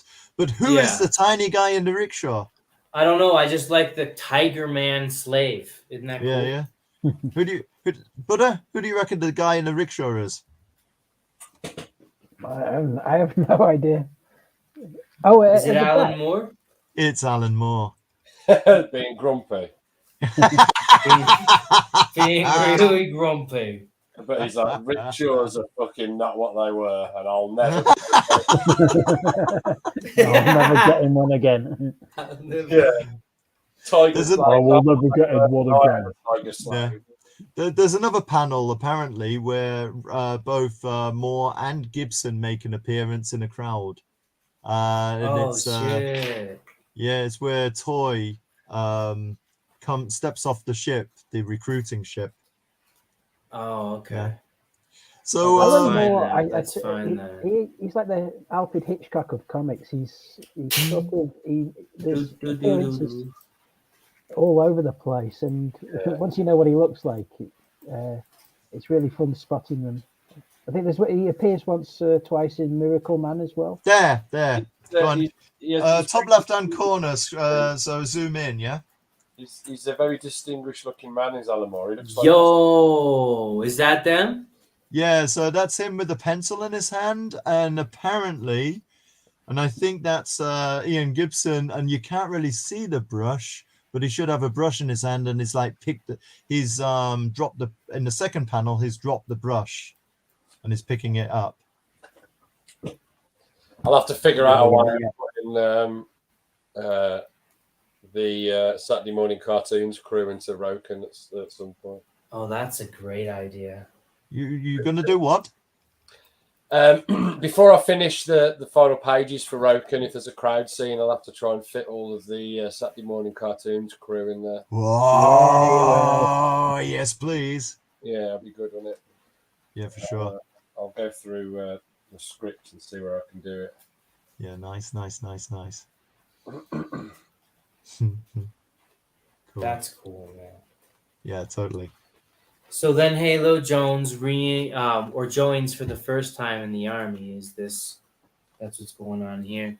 She's reunited with Toy. And by the way, did you get the sense that Toy, as in like you were supposed to associate the name as an ironic thing, because if you're called Toy, you're probably small. Like a toy version of someone would be tiny, and then so this like unusually tall woman being named Toy is ironic. Could be. Like Little John, who's giant. I don't know. Well, I don't know if this has any bearing, but do you remember in the do you remember in the fifth Doctor Who, Peter Davison, he has his assistant, the Australian Tegan, right? In the first story that she appears in, the Master goes around miniaturizing people. Oh. Yeah, and it miniaturizes her aunt. Now, the funny thing is, Tegan, or Tegan, is the Welsh word for toy. Really? So it's a variation of Tegan. Yeah, well, I don't know, maybe, but I don't know if there's. I just think it's a big coincidence. That's all. But I like these coincidences. You guys are making a lot of Doctor Who connections. Well, hey, I mean, I'm sure that Moore watched Doctor Who. We know that Gaiman did. Yeah. Do you know what Moore said about Doctor Who? I don't. It's not what it used to be, and it was better when I was doing it. No, essentially, he said it was never any good after William Hartnell left. Really? God. I've heard him say that. Bloody hell. So he did actually say that then. So Yeah. post 1966, it was rubbish. Yeah, it's been rubbish since 1966. Started to get a hand. But I've always had this. I think he did write for Doctor Who magazine, Alan Moore. Really? Or Doctor Who comics, yeah, and I've never been able to track down his stories. Okay. Because I just think Challenge accepted. Yes, Wow. and Alan Moore Doctor Who stories. It's got to be something to behold. Yeah. Check out the legs. Those are such feminine legs. Even though this is like supposed to be like a bit of a, I don't know, bit of overweight. Maybe I don't know if it's muscle or what. But there's such femininity about the way Gibson does the female legs, right? Oh my So god! cool. What about the chop party, dude? The what party? Yo, look at Oh these dresses. God, yeah, I know. Right, with the butt cheeks hanging out. Let's try to find a view from behind. Well, this is a pretty good panel actually, when she's swimming with dolphins. Yeah, That shit's sexy as fuck, swimming with dolphins. for sure. Bum sticks out a little bit too much there, I think. But otherwise, yeah. I think it's just right. It's kind of like a Frank Frazetta. It's like not overdone, but it's still very appealing. Yeah. I'm trying to get a really good. There you go. Yeah. Think about this dress, okay? Careful where you're holding the mouse. The dress does not cover your buttocks. And here's an interesting thing. You're walking around with your buttocks outside of your clothes. Here's an interesting Well, thing. not just the buttocks. Yeah. So here's an interesting thing. When It's like a she leotard joined here, and it connects, and it has a thing there. Anyways, what? When she joined the Clara Pandy, and she had to talk about wearing that waitress's costume, because it's like a bunny girl costume, isn't it? Oh yeah. And she said that on the hoop she wouldn't even show her feet. Yo. Yeah, I don't know what the moral code on the hoop was, but Oh my god, that's right. In the first you- fucking thing, she Yeah. won't take her boots off because there's men around or something. yeah, like what the hell's remember going that. on there? I don't know if it's like if they're aware of foot fetishists or if it's a prude thing. I don't know. Well, but mind you, we've established that she was born off the coast of America, and Americans can be a bit prudy. Yo, the thing is that the hoop has this like different society, and Sure. but here's the thing you got to think about. Eroticized It's like feet. she's going to live on this spaceship and take this waitressing job and wear clothes that she has never worn before and show parts of her body that no one has ever seen, and it's like this whole awakening thing, and like Alan Moore is letting you know, like, yeah, it's a sexual thing too. You know, like that transformation when you become independent and you like experience the world, right? And yeah, it is a sexual thing. Yeah. And this whole story is like really strange because she's not like into this dude. He's like a lot younger than her, but it just shows like her character, I feel like, more than anything else. Yeah, but she does say that that's the nicest thing. That's I mean, she's been propositioned already this evening, and this is the nicest thing that somebody's said. You know, like he says, I just wanted to tell you, I think you look very beautiful, and to ask if I could have the last dance, and then go to the next page, and she says, nobody else is going to ask me as nicely as that. Yeah. Right. Yeah. So, and what she doesn't know is this kid is the owner of the ship. Yeah, dude. Yeah. It's really funny. It's a really cool story because she's dancing with him to be, well, kind of to be nice, you know? Yeah, I mean, at she's heart, like, at heart, she's a nice person. Because she's like a cool person, you know? Yeah. And yeah. And she doesn't even know that he's famous or anybody. Right. I mean, check this out. Yeah, my name's Halo. What's yours? Luxroth Chop. who's the and Luxroth Chop was actually named in the first ever episode because Right. he bought this antique liner space cruiser, the Clarapandi. No, Ice Cold Exactly. and Charlemagne. That's another movie reference, old school movie reference. oh, is it? Ice Cold in Alex. Uh-huh. Ice So, Cold and Charlemagne. Oh So yeah, it's- yeah. Referencing Ice Cold. yeah. What I'm is that? guessing it's a movie about guys. I think they're in World War II and they get stranded in an ambulance out in the Sahara Desert. And they have to Okay. get back to Alexandria, and they want an ice cold beer, and it's all about the pursuit of this beer. And the What's the final name of it? scene is them just looking at the beer and looking at the condensation dripping down the glass before they knock it back. Ice Cold and where? Chandahar? Alex? Was it? Alex. Ice Cold in Alex. Alexandria. Oh, I see. Yeah. So yeah, Moore loves his old school movie references. 2000 AD used to do a lot of music references. Mm. Like, And then finally, oh yeah, go. finally, you have this thing where she is intimidated by Luis Canival, the general who's kind of causing the war, like aggravating it. But there's this weird sexual tension between them as well. And then, of course, they end up having a sexual relationship later on, a little bit later on. And I don't know how to feel about that. It's a very strange thing because like this war is like responsible for stealing her youth and just ruining her life. And then she's like sleeping with the perpetrator. But does it? Because remember, okay, after the Clarapandi, when she's on Charlemagne, and then what's her name, Puke, she's an alcoholic and she's got no direction. Yeah, she doesn't know what she wants to do with her life. So really, it's the army and this war that kind of gets her out of that rut.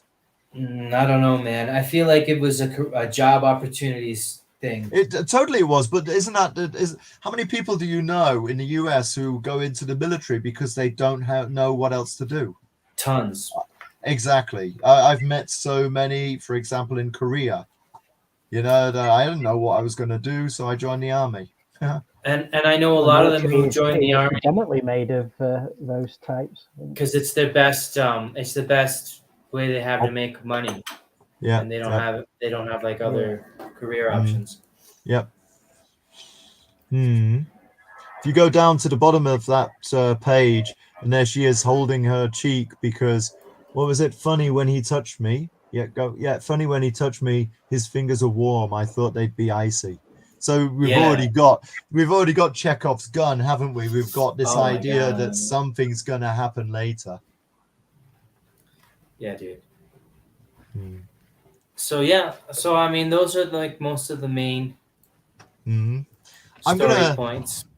Well, let me share I'm going to share two things now, and I think that's all I've got. Sounds good. All right, because I know we're kind of late already. So this bit, she's reading through a leaflet, like on her way to a war zone. This is an informational leaflet, and it says, and above all, don't let an exaggerated fear of the dangers involved put you off. Over 40% of her entrants never see active service. And then her squadron leader or whatever says, but don't worry, maybe you'll be one of the lucky 60% whose shoot suit actually opens. God. So, right, skipping past this. Right, I'm going to show you. Where is it? Yeah, the rendering of Ian Gibson. They're fucking brilliant. Yeah, brilliant. I mean, and then that one of him, like right after it. Yeah. This is in the last two or the last episode, and it's really. And you can tell this was drawn with a pencil, right? Yeah. And like you were But- talking about that Yeah. current artwork and how shitty it is, like it's made with Photoshop and shit. Yeah. Like yeah. I want to see pencil strokes, dude. I really like that. This is the final panel of book 3. Where have we seen this before? Doesn't that look like the chick from Miracle Man? Possibly, but I've got an alternative theory. Go on. Well, what do you say, Max? Where have you seen this before?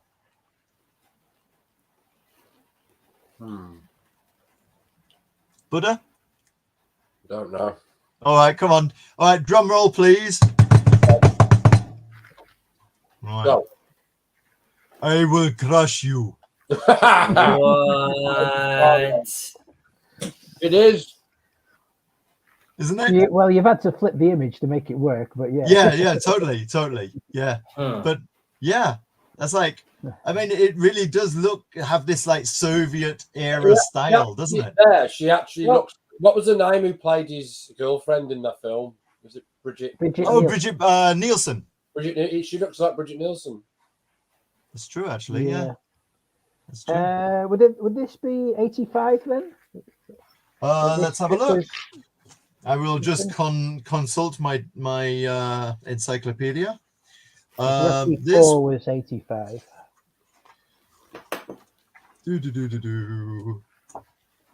So fairly Viking-esque looking people were obviously in the zeitgeist at the time. Yeah. What's really interesting is check out that signature at the bottom there. That does not look like Ian Gibson's usual signature. Oh, no? You're thinking that's not him. And it is Ian Gibson because he's credited as being the artist. Oh, right. Scroll up to just that. Oh, to there. Yeah. So I don't know, but there is a bit of a strange alien text that Gibson uses in these books, but I don't know if that's supposed to be that. Kind of looks like it. Right, what else have I got here? It's great. Oh yeah, this is it. I wanted to show, Alan Moore and Ian Gibson. Oh, and another thing to notice is the letterer. Who was the letterer in the first two? The first two books were lettered by one guy, but the third book it was Steve Potter who lettered books 1 and 2. And do you know the name Richard Starkings? Elephant Men. Richard Starkings. I know. Is it Richard Starking's Ringo? Ringo Starr. No, it's not Ringo Starr. Richard Starkings, who did Elephant Men. Oh. I know Elephant Man. I've got up here. Yeah. I haven't. What is that's one thing we. Like comic. Yeah. It's a comic. David Lynch film. Yeah. Oh, this is this bit about the possibility of what Halo Jones would have gone on to next. In a 2011 interview for 3am magazine, Moore stated the next adventure would have probably been when she was a female space pirate with Sally Kassar. I would have been basically going through all the decades of her life with her getting older in each one. So we know that, we have an idea she would have become a space pirate in a later. Cool, dude. So where do you go from being a space pirate? Well, afterwards. Yeah, I mean, maybe she's Politics. The owner of a planet. Yeah. Oh yeah. It could be like the Cerebus thing where it's like the prime minister and then the pope. Yeah. Or even Mandalorian, positions. because Mandalorian becomes like the what do you call it? They have a specific name, don't they? The ruler, let's say the ruler of a planet or a city. Yeah. And I can imagine that's where she would have gone from. The Aardvark. The Autarch. I'm imagining her. I thought you were still talking about Cerberus. No. I think the the ruler politics of a maybe would have planet. been in later life, but there'd been a few. Yeah. Although her going to prison. Yeah. Maybe. Oh, her in prison would have been dope, right? Well. And Well, eventually ended up with her in politics or ruling the universe. Yeah. Wow, Okay, cool. What a good so- idea. A Might Have Been cover, a commission for a fan had the character stories continued beyond book 3. In book 4, Halo is on her way to becoming Halo Jones, Pirate Queen. Where did I see there was? I didn't put it in. There's another picture where she's a slave. Oh, So okay, maybe yeah. So maybe she One was book like where she's sold in into prison. exactly sold into slavery somehow. Then Well, managed to fight a way to become a pirate queen. I've got news. I've got good news for you guys. I wrote one Rokon novel, and then in the next Rokon novel that I haven't written yet, he's going to be a pirate, and then he's going to be a slave. So So it's the other way Halo around, Jones, really. who needs him? We've You can renamed just read Rokon. It's the same story. Halo Jones. So what I did was I went into like the the ether of the collective unconscious, Right. and there was this ideas that Alan Moore wasn't using, and I was like, I'll take those. mine. Yeah, those are my ideas now. I'm gonna write those books. Right. Yeah, if it's unpublished, it's an unused idea. It's fair It's game. fair game. Nothing new under the sun, just how you present. Nothing. That's actually really true. So yeah, go back to that. I want to see that Halo Jones as a pirate picture one more time. Oh, this one. Yeah. Yeah. You can find this, and I can get you the link. I think. Max, I like this outfit for What, for me? jail. For you. Yeah. For jail, I think. What, the next time we see her, like? Yeah. Or post her becoming a pirate. Yeah. Not Right. for this It one. probably But would have for ended later up in on. jail as the result of being a pirate. Yeah, jail is the result of being a pirate. No, we have a character that Vax and I created called Jail. And I like this feminine, like alluring, but also a Badass. pirate. Oh, there it is. Yeah. Oh, dude. Yeah. So this. You can find this image on the Wikipedia page. Oh, what a Okay. shame they didn't do it, man. That was sad. I know. Tell Yeah. me about it. So, yeah. First of all, a slave girl, and then a pirate queen. It's almost. And then who knows? Yeah, I mean, if he'd have completed it, You leave it alone and abandon it after having a good run, but you leave a few little breadcrumbs of ideas behind for the fans to wank over for the next 30 years, it somehow keeps the allure of it alive after all these years. Do you know what I mean? Whereas if it had just finished, you'd be like, okay, so and this is how it ended. But now, if you get into these conversations about Halo Jones now, then it inevitably ends up with you going, "Oh, I wish they'd done more," which is, I suppose, how you want to leave a creation, right? No, Yeah. no, you don't. No, you want to wrap up the whole thing.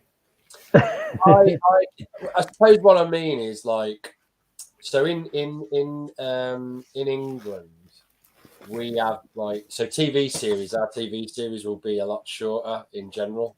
Like especially in the 80s and 90s, it'd be 6 episodes. So coming to an American TV series where there's like fucking 5, 10, 12, 15 series, and they've all got over 10 episodes in.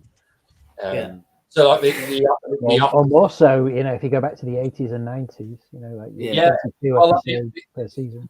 You can have direct comparisons. So like The Office, I like the British Office better for a number of reasons. Oh, I see.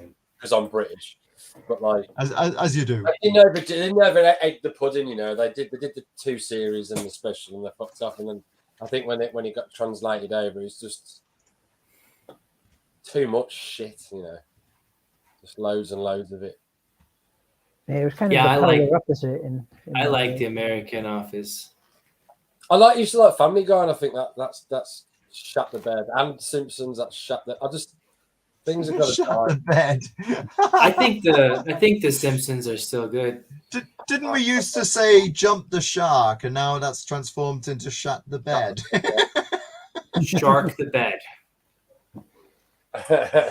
All these shows have no, but I know what you mean about like keeping it short and like getting in and getting out. Yeah. Not here for a long time. I'm here for a good time. Right. Yeah. But having said that, I think 9 stories would have been perfect. I do too. That, I mean, that's a Star 15 would have been Wars. too many. Yeah. No, there are actually only 3 Star Wars movies. They're mostly shit. There's 3 good Star Wars films, and all the Star Wars is a trilogy. I gotta say, if you got shit, except for if you got Alan Moore writing Star Wars, it's not going to be shit, is it? Has Alan Moore written Star Wars? Probably, if you asked Alan Moore to write it, he'd be like, "Oh, they've all been shit since the first one." Reminds me of someone else I know. Well, he's right. In answer to Buddha's question, there you go. It's from 84, 85, and 86. So 86, yes. July, September, February, April, and January, April. Yeah. So post the release of Rocky 4. And then in the next year, I was born, prefiguring my destiny to tell this. Dude, I could be your dad. What's your mum's name? You know, Rob. My mom's name is Sharon. Oh, okay. Sharon has been on the podcast. She had a little cameo one week. Oh, that's true. So yeah. I'm surprised you didn't recognize her, Rob. Don't be getting me into too much trouble, Buddha. Yeah, that's funny. No, that's all good. It's fine, dude. They were super necessary. Super necessary mom jokes. Yeah. Boys, I think we're about done. I reckon. If Alan Moore, maybe Ian Gibson. Oh, by the way, I did post this earlier today to my contacts on Facebook. I didn't tell you, did I? I actually was on Facebook one night chatting to Ian Gibson. Really? Seriously. Oh, really? And I was like, I mean, shit, I'm in my 50s and I'm like, having a fanboy moment.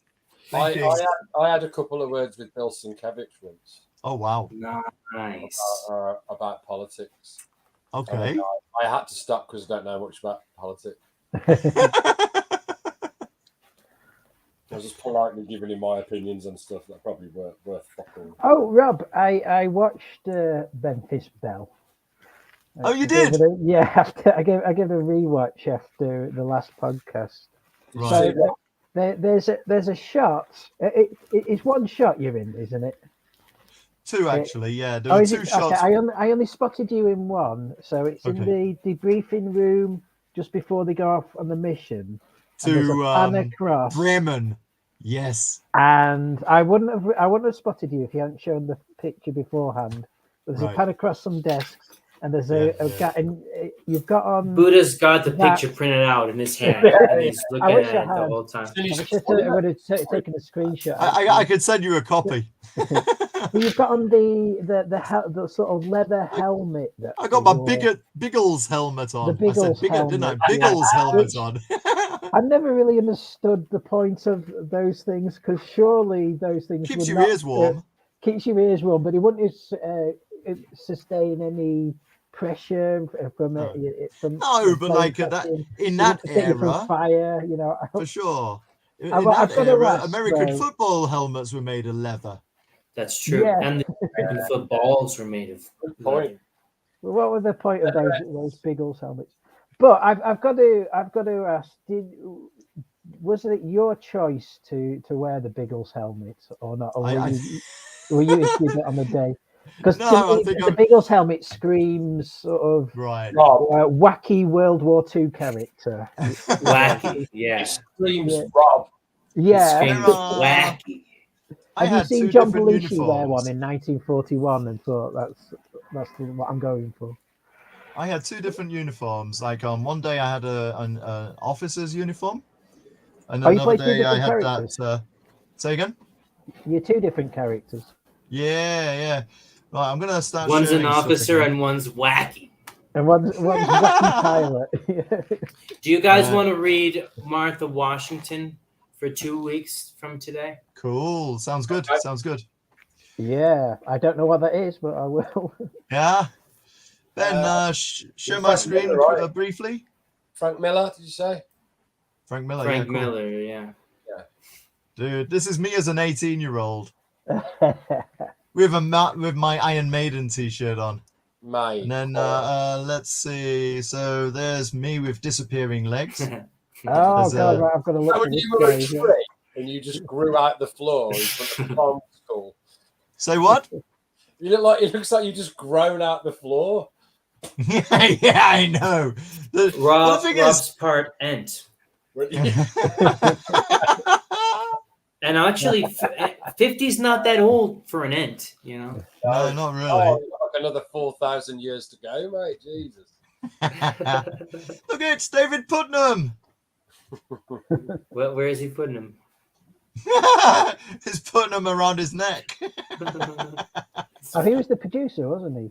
He was the producer, yeah. There he is. Rob T. Yeah, baby. Price. Yeah, Oh, baby. wow. Mate, is that your Tinder profile? Well, it's not my grinder profile. How did this all come about? How do you end up in Memphis Belle at 18? Because it was filmed in Binbrook, the old airfield at Binbrook, it was a big thing. Hey! Oh, Jack! Not Jack! bad. Wow. Jack, look at my boobies! Not the bad, guns, My Rob. boobies, Jack!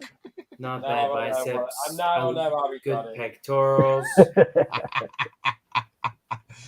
Because let me just take that away. Let Casting me just couch, take was that. it? Yeah.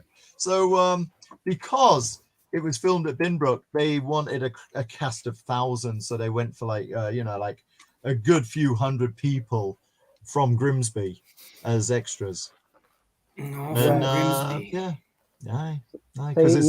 because So it's 14 miles away from Grimsby, Binbrookers. Right. Yeah. Right, guys, I've got to shoot. So we're gonna. Martha Washington. See you in Martha 2 Washington. weeks. Guys, 28.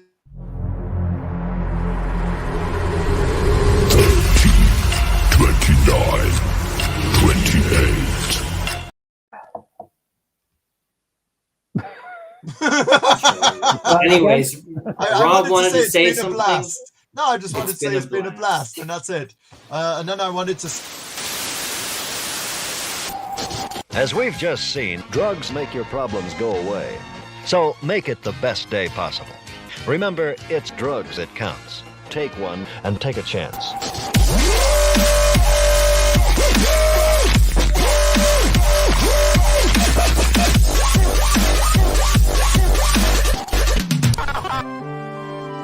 Saturday morning cartoons, mostly conjecture based on little